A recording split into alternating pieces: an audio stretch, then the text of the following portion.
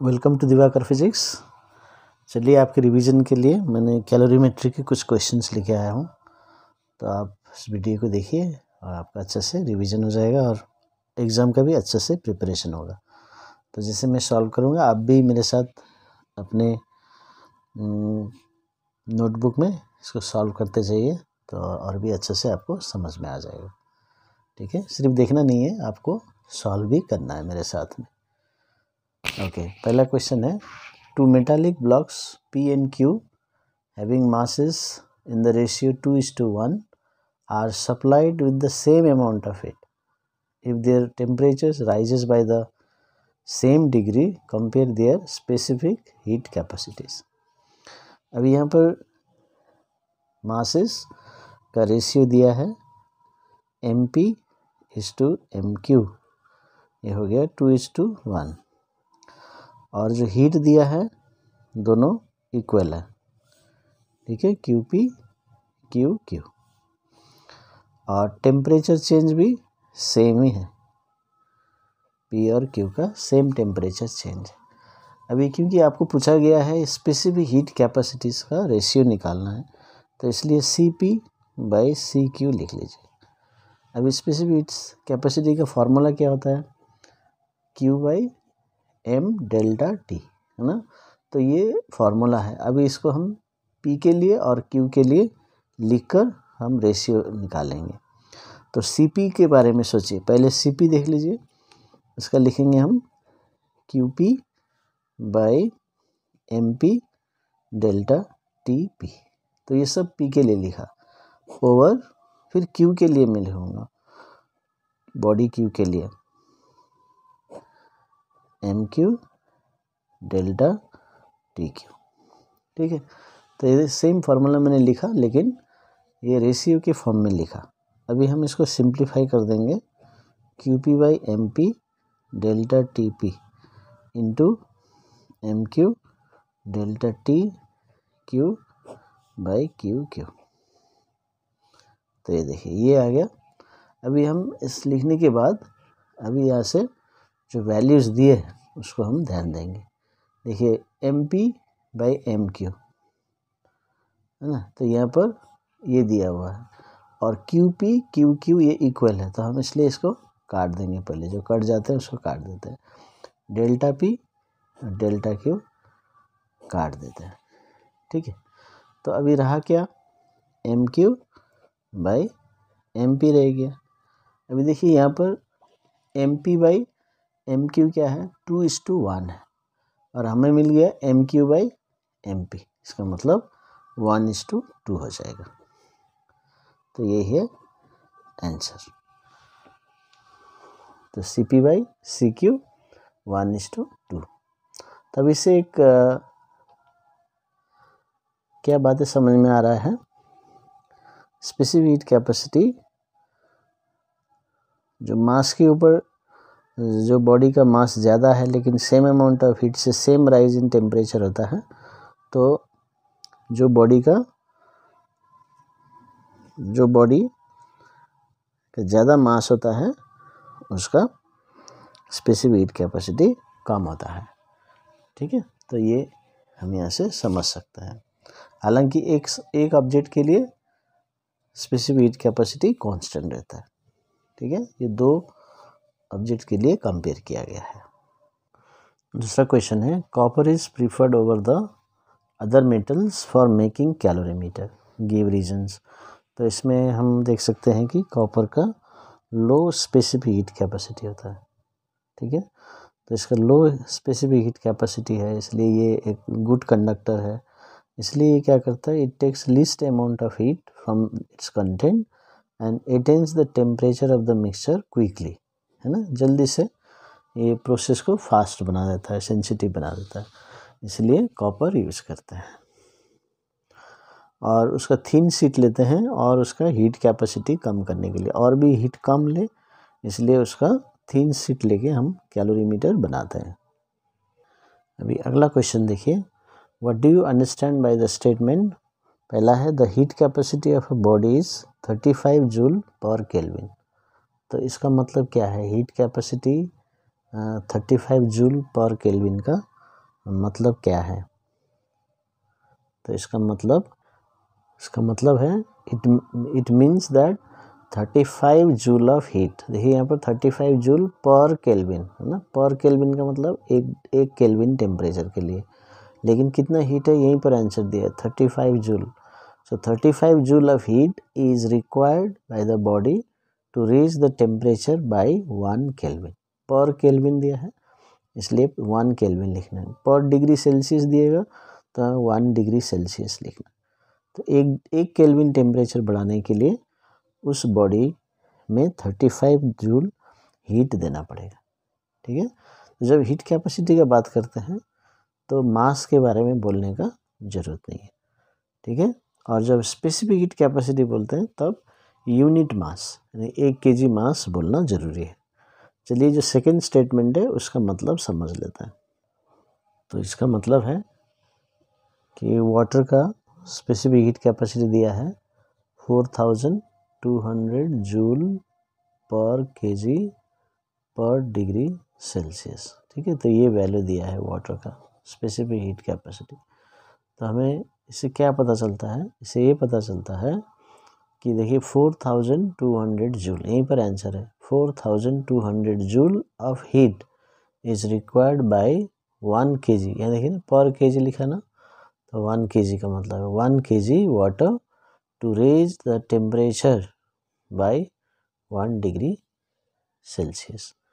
तो 1 kg water के लिए है ना 1 डिग्री सेल्सियस बढ़ाने के लिए 4200 जूल हीट लगता है। तो इसका मतलब ये है। अभी तीसरा सेंटेंस है the specific latent heat of fusion of ice is 336 joule per gram. तो इसका मतलब क्या है ना? तो इसका मतलब है कि 336 जूल, देखिए यहीं पर आंसर है 336 joule of heat is required to melt, यहाँ देखिए पर ग्राम, इसका मतलब to melt 1 gram of ice at its melting point without any change in temperature. तो जब भी आइस मेल्ट होता है तो इस समय लैटेंट हीट यूज होता है, और क्योंकि ये 1 ग्राम के लिए है तो इसलिए इसको बोला गया है स्पेसिफिक लैटेंट हीट। और ये आइस जब मेल्ट होता है कोई टेम्परेचर चेंज नहीं होगा। ठीक है, तो ये कॉन्सेप्ट भी याद रखिए, टेम्परेचर चेंज नहीं होगा। इसलिए जो हम हीट देते हैं वो पूरी तरह वो स्टेट को चेंज करता है। इसका मतलब पोटेंशियल एनर्जी में कन्वर्ट होता है। तो जो लैटेंट हीट होता है वो क्या करता है, तो ये पूरी तरह पोटेंशियल एनर्जी में कन्वर्ट होता है। तो काइनेटिक एनर्जी में कन्वर्ट नहीं होता है, क्योंकि यहाँ पर ये मॉलिक्यूल्स का ओरिएंटेशन को चेंज करता है, कैसे मॉलिक्यूल्स पैक्ड है, इसलिए हम बोलते हैं पोटेंशियल एनर्जी में चेंज होता है। तो काइनेटिक एनर्जी में चेंज नहीं होने की वजह से टेम्परेचर चेंज नहीं होगा, डेल्टा टी 0 रह जाता है। तो इसलिए स्पेसिफिक लैटेंट हीट का मतलब ये है। नेक्स्ट क्वेश्चन देखिए, how are the following processes of transfer of heat minimized और prevented in a calorimeter. So अभी देखिए कैलोरीमीटर में जो प्रिंसिपल ऑफ कैलोरीमीटर यूज होता है, कैलोरीमेट्री, वो होता है कि there should be no exchange of heat with the surrounding, then heat lost by hot body is equal to heat gained by cold body. इसलिए कोई भी हीट अंदर से बाहर नहीं जाना चाहिए, बाहर से अंदर कैलोरीमीटर में नहीं जाना चाहिए। इसलिए ये 3 प्रोसेस होते हैं, कंडक्शन, कन्वेक्शन, रेडिएशन। तो इसको प्रिवेंट करना होगा या मिनिमाइज करना होगा। तो कैसे करेंगे? कंडक्शन। अभी कंडक्शन क्या करता है, कैसे होता है? वो गुड कंडक्टर की वजह से मटेरियल मीडियम इज रिक्वायर्ड।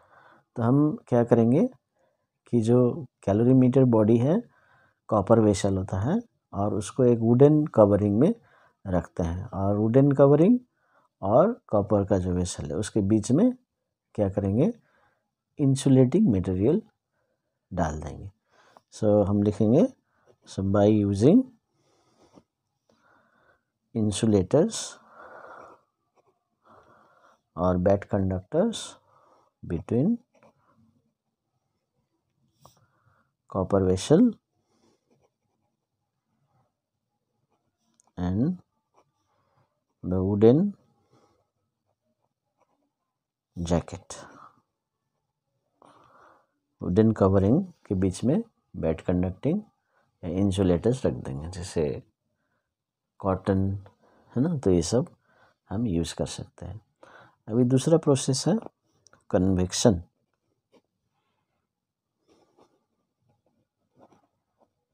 तो दूसरा प्रोसेस है कन्वेक्शन।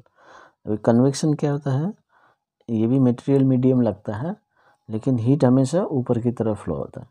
तो इसलिए जो कवर होता है कैलोरीमीटर का, उसमें भी हम एक bad conducting cover, bad conductor material हम यूज़ करेंगे। सो बाय यूजिंग वुडन कवरिंग, तो ये कन्वेक्शन को बचाएगा, क्योंकि हीट ऊपर की तरफ जाता है। तो उसका जो कवरिंग होता है एस्बेस्टस या वुड हम देके इसको बंद करेंगे। फिर तीसरा है रेडिएशन।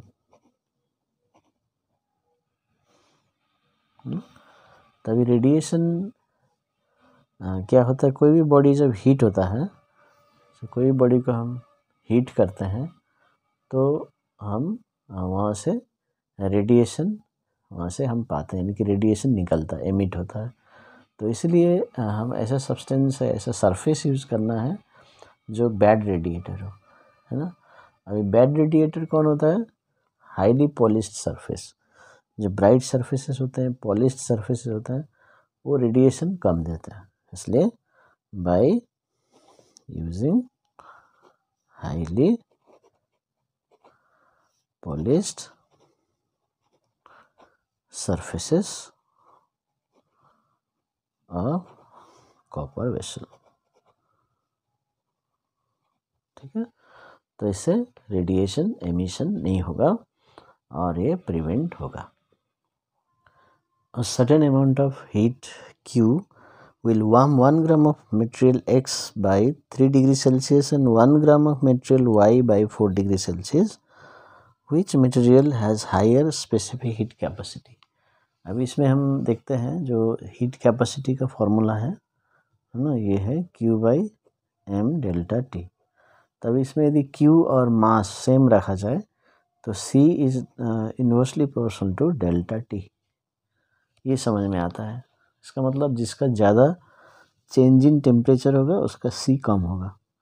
अभी इसमें हम देख सकते हैं X का 3 डिग्री सेल्सियस चेंज हो रहा है और Y का 4 डिग्री सेल्सियस चेंज हो रहा है। तो जिसका ज़्यादा डेल्टा T होगा उसका कम होगा, तो जिसका कम होगा उसका हायर स्पेसिफिक हीट कैपेसिटी। इसका मतलब आंसर है X। So X has higher specific heat capacity.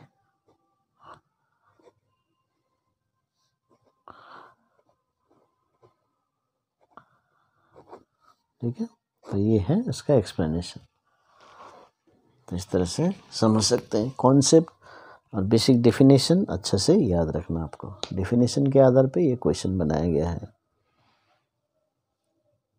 और एक यहाँ पर याद रखिए, तो ये एक्स और वाई में कौन सा गुड कंडक्टर होगा, तो ये भी एक क्वेश्चन हो सकता है। तो जिसका जो स्पेसिफिक हीट कैपेसिटी वो कम होगा वो बेटर कंडक्टर होगा। तो इसमें किसका कम है, वाई का, है ना। तो Y is good conductor compare to X and Y, क्योंकि इसका स्पेसिफिक हीट कैपेसिटी कम होगा। तो मेटल्स का, गुड कंडक्टर का स्पेसिफिक हीट कैपेसिटी कम होता है। तो ये पॉइंट भी याद रखिए, इसके बेस में क्वेश्चन भी आ सकता है। Calculate the thermal capacity of water, 40 gram of water. ठीक है, तो यहाँ पर स्पेसिफिक हीट कैपेसिटी दिया है। तो आपको रिलेशन याद रखना है कि जो C होता है वो H/m होता है। ठीक है, specific heat capacity is equal to heat capacity by mass. तो इससे हीट कैपेसिटी हम निकाल सकते हैं specific capacity into mass, mass into specific heat capacity. तो ये हम यूज़ कर सकते हैं। और यहाँ पर देखिए दोनों वैल्यू दिए हैं। सी दिया है 4200 जूल पर केजी पर डिग्री सेल्सियस और मास दिया है 40 ग्राम। तो 40 ग्राम को हम कन्वर्ट करेंगे क्योंकि ये केजी में दिया है, ये वैल्यू केजी में लेंगे, इसको ग्राम में लेंगे तो आपका आंसर रॉन्ग आएगा। तो ये केजी में आ गया, ठीक है। तो इसे सॉल्व कर देते हैं।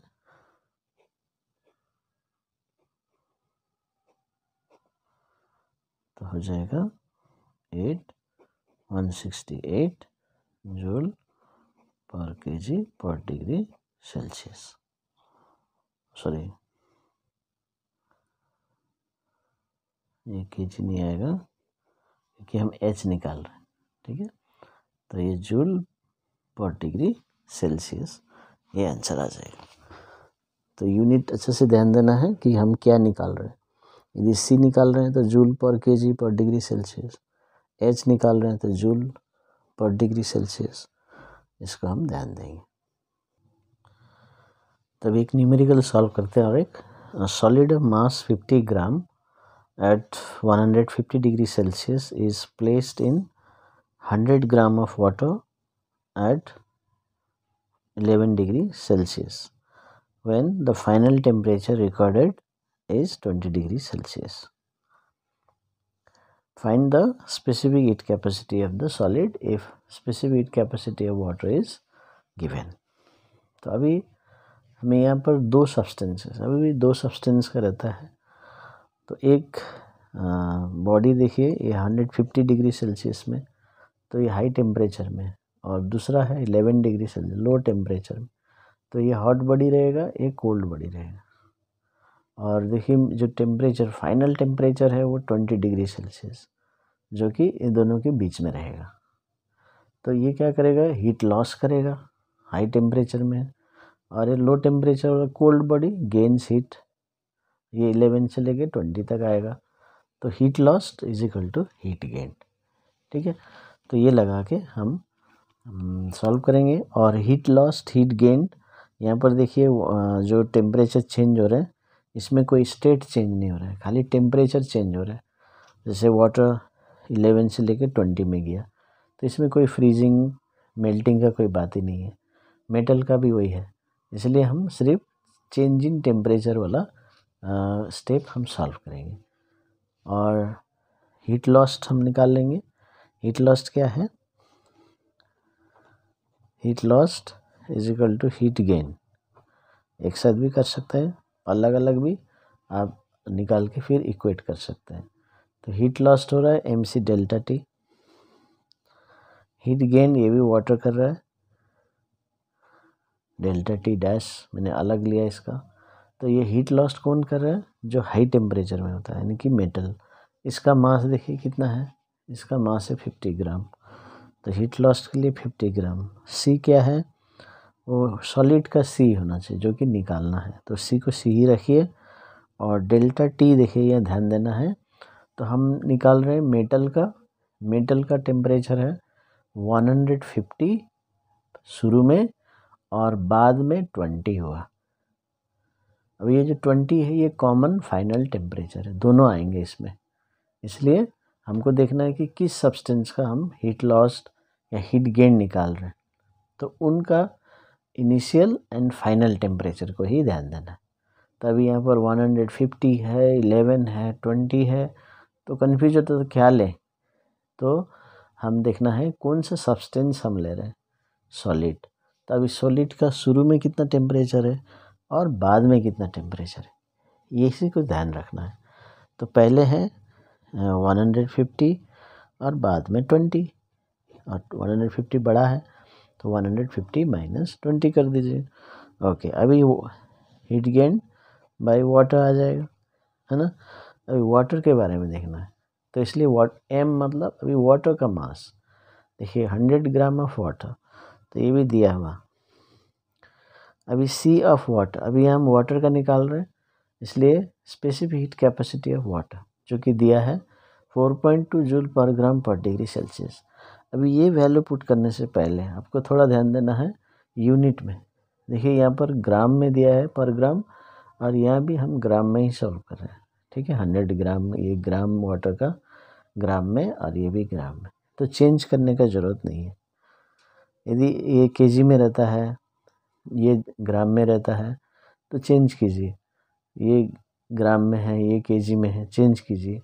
ये ग्राम में, ये केजी में है, तो इसको केजी में चेंज कीजिए। तो ये चेंज करना बहुत ही इम्पोर्टेंट है। बिना चेंज किए हम वैल्यू पुट कर देंगे, गलत हो जाएगा। ओके, यहाँ चेंज नहीं करना है क्योंकि दोनों ग्राम ग्राम में। अभी डेल्टा टी क्या है? Change in temperature of water. इसलिए वाटर का पहले कितना था, बाद में कितना हुआ, तो पहले 11 था, बाद में 20 हुआ, तो इसलिए हम 20 माइनस 11 करेंगे बड़े आसानी से, है ना। तो ये 150 से कोई कन्फ्यूजन नहीं होना है, क्योंकि हमें वाटर के ऊपर ध्यान देना, इसमें मेटल के ऊपर ध्यान देना। वाटर का टेम्परेचर को कुछ नहीं सोचना उसके लिए। अभी इसको हम सॉल्व करना है। देखिए एक ही वेरिएबल है सी, जिसको हम सॉल्व करेंगे तो आंसर आ जाएगा। तो हम यहाँ देख सकते हैं, इसको सॉल्व करने से ये 0.58 जूल पर ग्राम पर डिग्री सेल्सियस आंसर आता है। तो इस तरह से हम ये मेटल का स्पेसिफिक हीट कैपेसिटी निकाल सकते हैं। तो thank you for watching my video.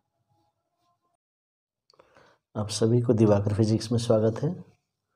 तो आपका अच्छा प्रिपरेशन चल रहा होगा। तो चलिए यहाँ पर कैलोरीमेट्री से जब आइस मेल्ट होता है, यानी कि लैटेंट हीट के कॉन्सेप्ट में कुछ क्वेश्चन सॉल्व करेंगे। तो पहला क्वेश्चन इस तरह से है, देख सकते हैं मैंने लिख के रखा है, how much heat energy is released when 5 gram of water at 20 degree Celsius changes to ice at 0 degree Celsius. तो हमें वाटर दिया गया है जो 20 डिग्री सेल्सियस में, अभी इसको क्या करना है, कूलिंग करना है। तो जब हम कूलिंग करेंगे तो वाटर का टेम्परेचर घटेगा 20 डिग्री से 0 डिग्री तक आएगा। इस समय खाली चेंज इन टेम्परेचर होगा, ठीक है, 20 to 0। अभी वाटर को और ठंडा करेंगे और कूलिंग करेंगे तो ये वाटर रिलीज कर देगा हीट, है ना, तो आइस बन जाएगा। आइस फिर टेम्परेचर चेंज नहीं होगा यहाँ पर। तो 2 स्टेप में ये क्वेश्चन है। तो इसलिए यहाँ पर 5 gram of water at 20 degree Celsius to ice at 0 degree, यहाँ एक ही स्टेप लग रहा है, लेकिन एक्चुअली में पहले वाटर 20 से 0 में आएगा, फिर उसके बाद यहाँ पर चेंज इन टेम्परेचर, उसके बाद फिर फ्रीजिंग शुरू हो जाएगा। तो अब जब भी आप चेंज इन टेम्परेचर है तो उस समय आपको फार्मूला लगाना है mc delta T, mass into specific heat capacity into change in temperature, इसके बीच में। फिर जब यहाँ पर फ्रीजिंग स्टार्ट हुआ, है ना, तो हमें लगाना है Q is equal to M into L. तो इसको हम Q1 ले लेते हैं, इसको Q2 ले लेते हैं। तो ये M इंटू एल, M क्या है, मास, जो वाटर फ्रीज कर रहा है उसका मास, और L है लैटेंट, स्पेसिफिक लैटेंट हीट।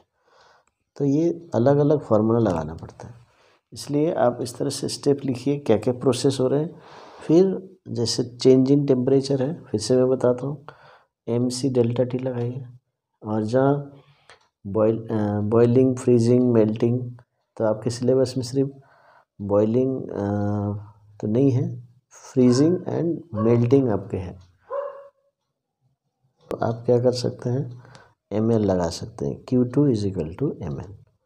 तो ये आप याद रखना है, जब भी फ्रीजिंग, मेल्टिंग, ये फार्मूला लगेगा, change in temperature mc delta T. तो चलिए अभी इसमें 2 स्टेप में हीट लग रहा है, तो calculate the total amount of heat released. तो इसका मतलब Q is equal to Q1 plus Q2। आप चाहे तो इसको अलग से सॉल्व कीजिए, फिर इसको अलग से सॉल्व, फिर ऐड कर दीजिए, वो भी कर सकते हैं। अब मैंने यहाँ पर एक साथ ऐड कर दिया। अभी ये Q1 क्या है, MC डेल्टा T, और Q2 क्या है, M into L।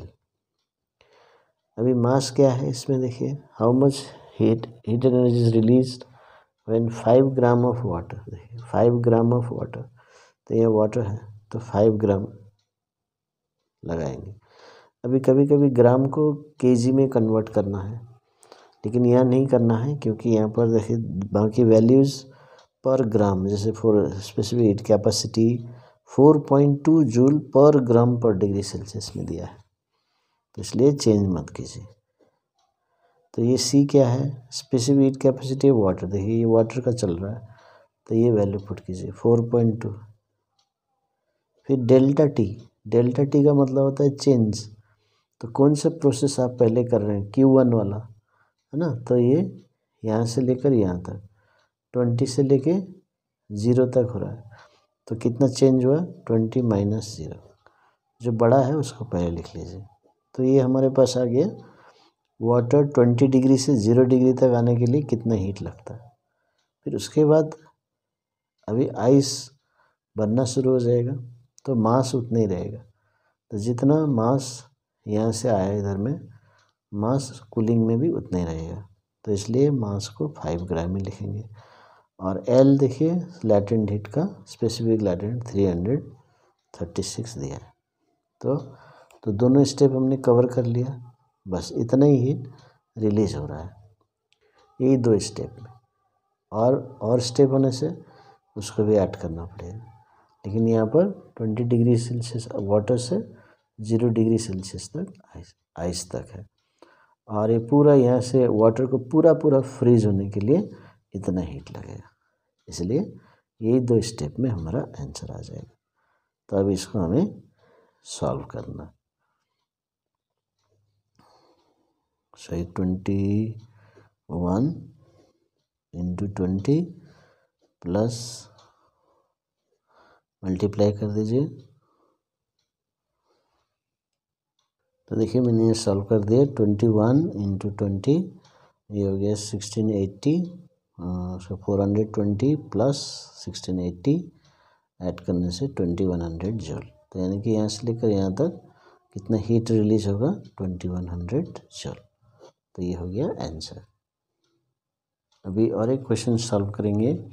A piece of ice of mass 60 gram is dropped into 140 gram of water at 50 degrees Celsius. Calculate the final temperature of water when all the ice has melted. तो अभी यहाँ पर जो ice है वो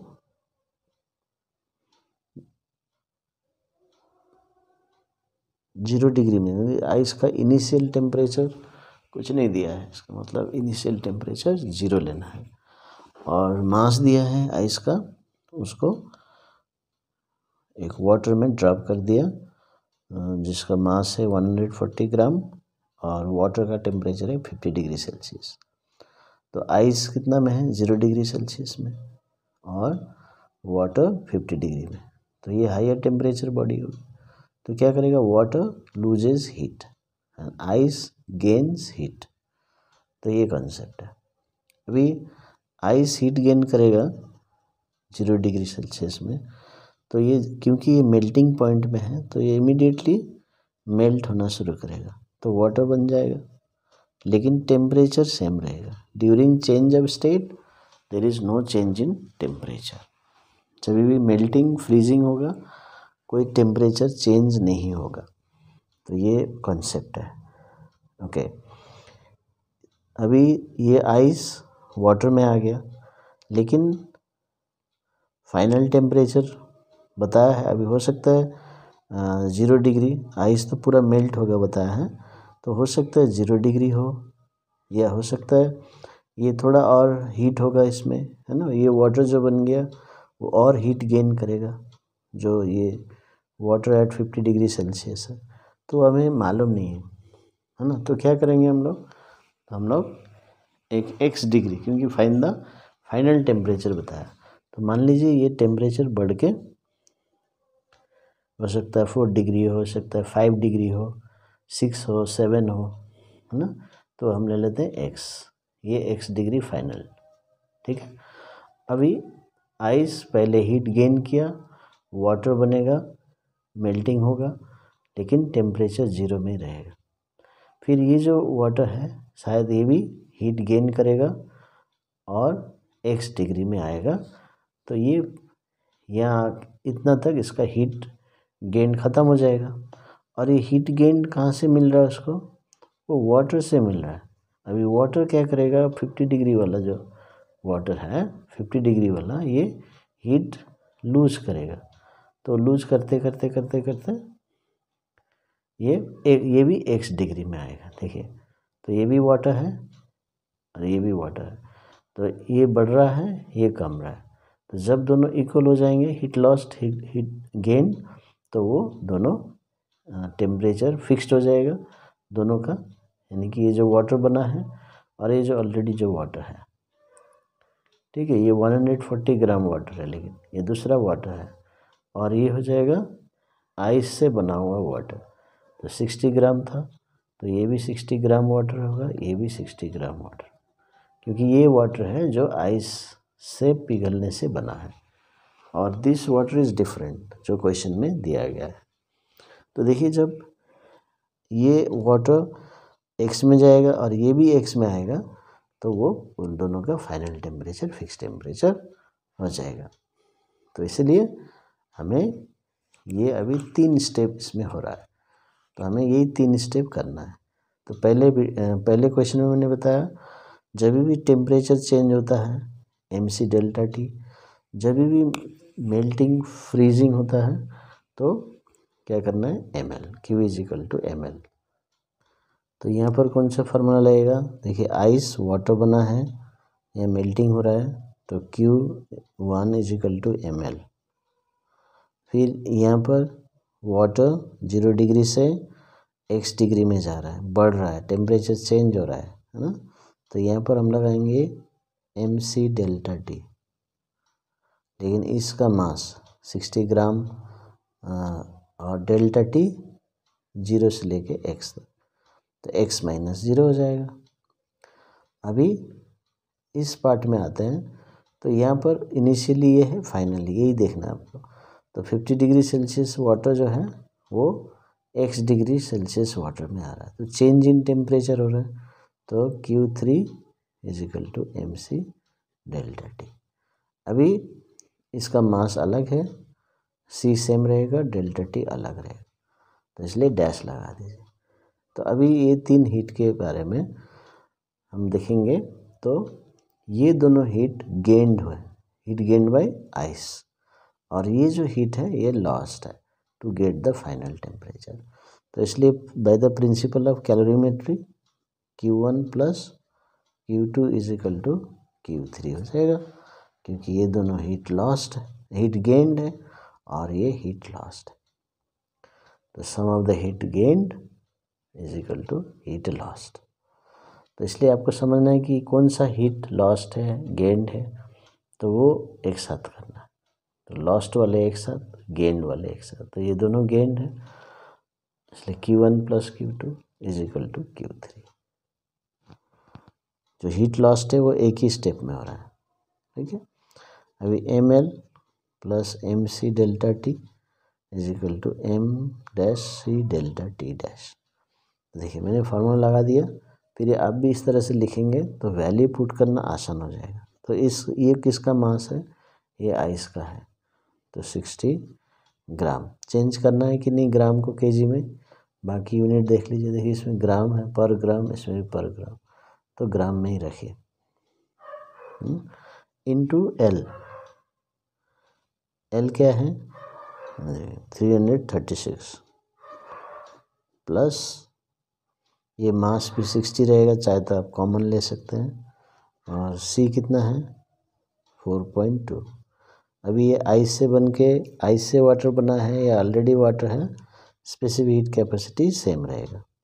delta T देखिए 0 to x, तो ये ऑब्वियसली ये 0 से बड़ा है, तो हम लेंगे x माइनस 0। अभी इस साइड वाला जो मास है ये किसका है, 140 ग्राम वाटर, इसको भी चेंज नहीं करना है। c यही रहेगा 4.2 और डेल्टा t इसमें चेंज होगा। देखिए ये 50 डिग्री में था, ये x आ गया। अभी ये क्योंकि हीट लॉस्ट कर रहा है, ध्यान से सुनिए, हीट लॉस्ट कर रहा है तो ये x छोटा है, ये x इज़ लेस देन 50, सो 50 बड़ा है, x छोटा है, क्योंकि ये हीट लॉस्ट कर रहा है, ठंडा हो रहा है, तो इसलिए बड़ा है 50, तो 50 माइनस x। यदि x बड़ा होगा तो x माइनस 50। तो अभी हमारे पास सिंपल इक्वेशन आ गया और यहाँ पर एक ही वेरिएबल है, देखिए x, इस इक्वेशन में पूरा x ही वेरिएबल है। सॉल्व करेंगे तो हमें x का वैल्यू मिल जाएगा। अभी जब आप सॉल्व करेंगे तो ये इसको छोड़ दीजिए, भूल जाइए, आप इक्वेशन के ऊपर फोकस कीजिए, ठीक है। अभी इसका काम सब हो गया, फार्मूला, सब्स्टिट्यूशन, ये मेल्टिंग, वो सब हो गया। अभी आप इक्वेशन को कैसे सॉल्व करना है उसके ऊपर कंसंट्रेट कीजिए। तो इसको सॉल्व करेंगे तो यहाँ हमें इस तरह से 20160 plus 252x 588 into 50 minus x, फिर इसको 588 इंटू 50 माइनस 588x, तो x वाले इधर लेके आएंगे, 252 प्लस 588,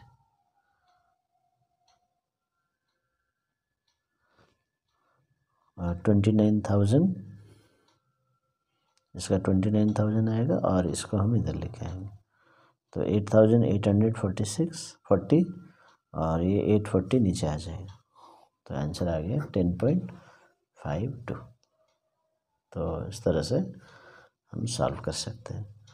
तो ये इक्वेशन सॉल्व करना बड़ी बात नहीं है, ये आपसे हो जाएगा। तो मेन बात है ये, इस चीज़ को समझिए और इसको अच्छे से फार्मूला लगा के लिखिए। आप चाहे तो इसको अलग से कर सकते हैं, heat gain by ice to melt अलग से ml, फिर heat gain by water to 10x degree, फिर heat lost by water to 8x degree this water, तो इसका अलग से निकालिए, फिर इक्वेट कीजिए, तो ये भी कर सकते हैं, ठीक है। और आपको जब भी आप ये स्टेप में 1 मार्क्स मिलेगा, ये स्टेप में 1 मार्क्स मिलेगा, हीट लॉस्ट में 1 मार्क्स और हीट गेन में 1 मार्क्स। तो जो भी है अलग अलग भी लिखते हैं तो उसमें 1 मार्क्स मिलेगा, एक साथ ऐसे लिखेंगे उसमें भी 1 मार्क्स।